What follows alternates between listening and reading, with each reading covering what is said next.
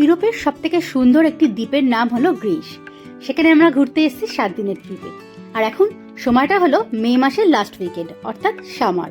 দেখতেই পাচ্ছ চারিদিকে রোদ ঝলমলে সানি ওয়েদার, আর টেম্পারেচার হচ্ছে এখন 22 ডিগ্রি। তো আমরা প্রথমে ঘুরতে গিয়েছিলাম অ্যাথেন্স, সেখানে 2 দিন কাটানোর পর আজকে এসেছি পারস। পারসে পৌঁছে আমরা ভিলার আশেপাশের জায়গাটা ঘুরে দেখেছি এবং ভিলার ট্যুরের ভিডিও অলরেডি তোমাদের সাথে শেয়ার করেছি। যদি না দেখে থাকো আগের ভিডিওগুলি, প্লিজ আমার চ্যানেলে গিয়ে একবার দেখে নাও। হ্যালো এভরিওয়ান, হ্যালো, আমি সুনন্দা, প্রবাসী আমার জগতে গ্রিস থেকে আরেকটা নতুন ব্লগে তোমাদের সবাইকে ওয়েলকাম। আজকে সানসেটের সময় আমরা এখন যাচ্ছি এখানকার লিটল ভেনিস। আমরা এখন পারসে রয়েছি। তো পারস থেকে যে জায়গাটায় রয়েছে ভিলাটা, সেখান থেকে 30 মিনিটস মতন লাগবে বাই কার। একটু জ্যাম আছে রাস্তা, তো আমরা ওখানেই যাব। ওখানে সুন্দরভাবে সানসেটটা এনজয় করব, কিছুক্ষণ সময় কাটিয়ে ডিনার করে একেবারে ঘরে ফিরবো। তো চলো দেখে নিই কেমন দেখতে হয় গ্রিসের লিটল ভেনিস।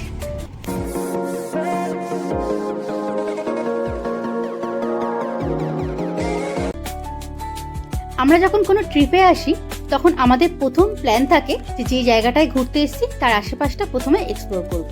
সাইট সিনটা আমরা সাধারণত পরের দিনই প্ল্যান করি, কিন্তু প্রথম যেখানে এসে পৌঁছেছি সেই জায়গাটা অর্থাৎ হোটেল বা যে ভিলাতে রয়েছি তার আশেপাশে কেমন জায়গা, কীরকম কি আমাদের খাওয়ার দাওয়ার ইত্যাদি ডিনারের ব্যবস্থা কীরকম কি রয়েছে, বা কোন কোন দোকান রয়েছে, পরিবেশ কীরকম, প্রতিবেশী কীরকম, সব কিছু আমরা একবার ঘুরে দেখি। সেরকম আজকেও আমরা ঘুরতে এসেছি যখন পারস, প্রথম দিন আমরা বেরিয়ে পড়লাম হোটেলের আশেপাশে। হোটেল বলতে আমরা যে জায়গাটায় রয়েছি সেই ভিলাটার আশেপাশের জায়গা। তখনই আমরা এক্সপ্লোর করতে করতে দেখতে পেলাম এখানে একটা লিটল ভেনিস রয়েছে। চট করে প্ল্যান করে ফেললাম, অনিশের জন্য তো ভালোই হলো, গাড়িটা আজকেই সকালে নেওয়া হয়েছে। তো রাস্তাঘাট কীরকম, আশেপাশে কীরকম লাগছে এখানে ড্রাইভ করতে সেটাও ও দেখে নিতে পারবে।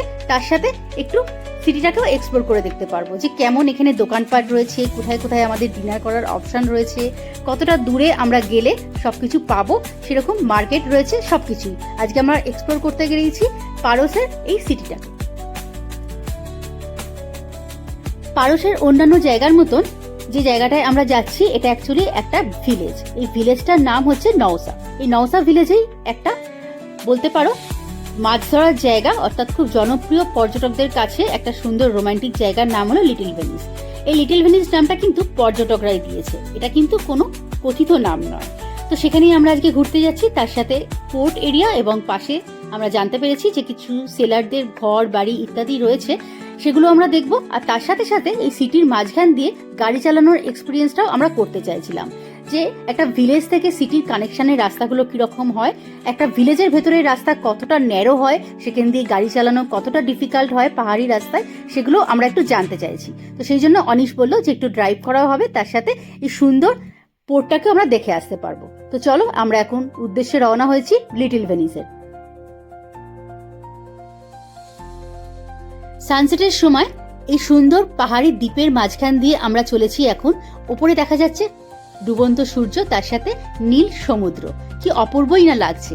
আর আশেপাশে দেখা যাচ্ছে একটা দুটো সাদা বাড়ি, নীল দরজা জানলা, যেরকম আমরা আগে অ্যাথেন্সেও দেখেছি এবং পারসের আগে একটা ভিডিওতেও আমি শেয়ার করেছি। দেখতে তো আমার দারুণ লাগছে। এখন সময়টা হলো বিকেল 5:30। তো দেখতে দেখতে আধ ঘন্টার এই জার্নিটা কমপ্লিট করে আমরা ভিলেজের ভেতর দিয়ে রাস্তাগুলোকে এক্সপ্লোর করতে করতে পৌঁছেই গেলাম আমাদের স্পটে। এটাই হচ্ছে নওসা। তো এখানে আমাদের পার্কিং এর গাড়িটা রেখে এবার ভেতর দিয়ে যেতে হবে। রাস্তাগুলো দেখো কি সুন্দর, পাথুরের রাস্তা, দারুণ লাগছে দেখতে। আর ওই যে দূরে দেখা যাচ্ছে চার্চ। এখানকার চার্চগুলো কিন্তু এরকমই হোয়াইট কালারের হয় এবং মাথার গম্বুজটা ব্লু কালারের, দেখতে দারুণ লাগে। এখানে আমরা পৌঁছে গেছি নওসা। তো এবার আমরা দেখবো লিটল ভেনিস ব্যাপারটা কি। লিটল ভেনিস নামটা অ্যাকচুয়ালি পর্যটকদেরই দেওয়া, যেটা আমি তোমাদের আগেও বললাম। তো এবার জেনে নিই কেন এটাকে লিটল ভেনিস বলা হচ্ছে। সমুদ্রের ধার থেকে একটা জলের রেখা শুরু হয়ে চলে গেছে এই রেস্টুরেন্ট এবং বাড়িগুলোর মাঝখান দিয়ে, যেটাকে কেন্দ্র করে গড়ে উঠেছে একটা সুন্দর পরিবেশ, পর্যটকদের জন্য খুবই আকর্ষণীয় এবং রোমান্টিক। এখানে সমুদ্রের একেবারে ধারে রয়েছে সাদা রঙের ঘরবাড়ি, অনেকগুলো ক্যাফে, তার সাথে সুন্দর সুন্দর রেস্টুরেন্ট, এবং অবশ্যই এই রেস্টুরেন্টগুলো খুবই এক্সপেন্সিভ। এই দৃশ্যটা দেখে ইটালির ভেনিসের কথা মনে পড়ে যায়।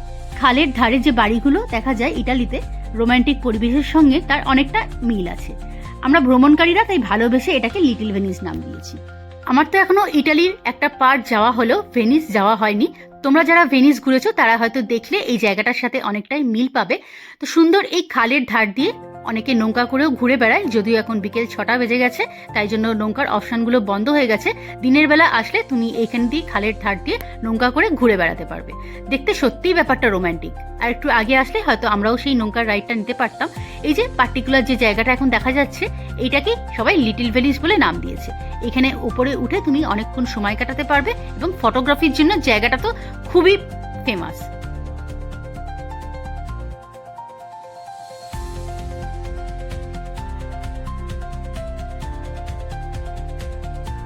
সন্ধেবেলা এখানকার যারা লোকাল মানুষজন তারা তাদের পরিবারের সাথে, বন্ধু বান্ধবের সাথে এখানে সুন্দরভাবে সময় কাটায়। জায়গাটা সত্যিই খুব রোম্যান্টিক। সমুদ্রের জলরাশির অতটাও এখানে আওয়াজ বা কিছু শোনা যাচ্ছে না, যদিও একটু হাওয়া রয়েছে, কিন্তু জায়গাটা বেশ নিরিবিলি এবং খুব সুন্দর শান্ত পরিবেশ। সাজানো গোছানো তো বটেই, সানসেটের সময় যেন দেখতে আরো ভালো লাগছে। এখানে যে জলরাশিটা দেখছি সেটা অ্যাকচুয়ালি সমুদ্র বলবো কিনা আমি জানি না, কারণ সমুদ্রে সেরকম ঢেউ বা আওয়াজ কোনোটাই নেই। সমুদ্রের একটা পার্ট এখানে সরু হয়ে খালের আকারে ঢুকেছে, আর তার সাথে ওই যে দূরে দেখতে পাচ্ছ সানসেটটা, কি দারুণ লাগছে। ছোট বড় যে নৌকাগুলো পেরিয়েছিল, অনেকে ঘুরতে গিয়েছিল, তারা ফিরছে, অনেক নাবিকরাও ফিরছে মাছ ধরে। তো এই জায়গাটা পোর্ট হিসেবে খুবই সুন্দর জায়গা, এখানে সময় কাটানোর জন্য তো দারুণ। সকালবেলা আসলে হয়তো আরেকটু বেশি সময় আমরা কাটাতে পারতাম, তবে এখনো আমার খারাপ লাগছে না, বেশ সুন্দর মনোরম পরিবেশ। আর এই যে ধার বরাবর রয়েছে পরপর রেস্টুরেন্টগুলো, এই রেস্টুরেন্টগুলো কিন্তু বেশ ভিড় হয়েছে, অনেক পর্যটকরাই এখানে বসে সময় কাটাচ্ছে, অনেক রাত্রির অবধি খোলা থাকে এই রেস্টুরেন্টগুলো। তবে এটা আমি শুনেছি যে অনেকজন মিলে, বন্ধু বান্ধব মিলে আসতে গেলে এই রেস্টুরেন্টে কিন্তু আগে রিজার্ভ করতে হয়, কারণ পর্যটকরা সেই সুন্দর জায়গাগুলো, সুন্দর কর্নারগুলো, ভিউ পয়েন্টগুলোকে আগে থেকেই রিজার্ভ করে রাখে। লোকাল মানুষজন এখানে বিয়ে বা অন্যান্য ফটো সেশনের জন্য কিন্তু জায়গাটাকে খুব সুন্দরভাবেই পছন্দ করে। তো চলো এবার চলে যাওয়া যাক আমাদের ডিনারের পার্টে।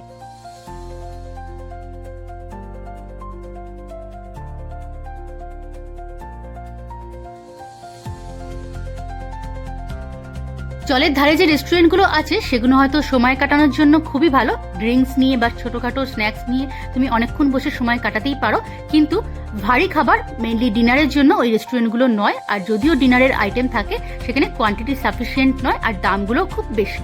সেই জন্য আমরা কয়েকটা মেনু কার্ড ওখানে দেখে পছন্দ হলো না, একটু ভেতরের দিকে আসলাম, যেখানে একটু পিজার দোকান বা পাস্তার দোকান অ্যাটলিস্ট পাবো। তো একটা পিজারিয়াতেই আমরা আপাতত ঢুকেছি, যেখানে বসে আমরা ডিনারটা সেরে নেব।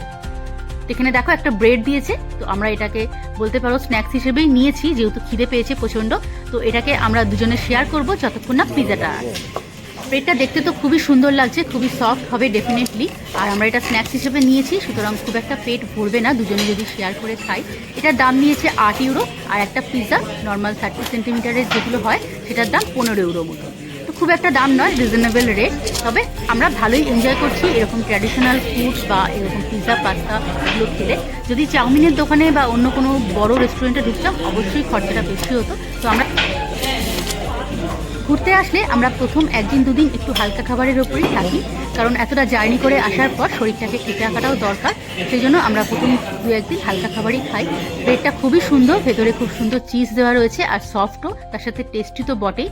এই দেখো এবার আমাদের পিৎজা এসে গেছে, এটা একটা ভেজ পিৎজা। তো আমরা একটা বড় সাইজের পিৎজা অর্ডার দিয়েছি, দুজনে শেয়ার করে খাবো।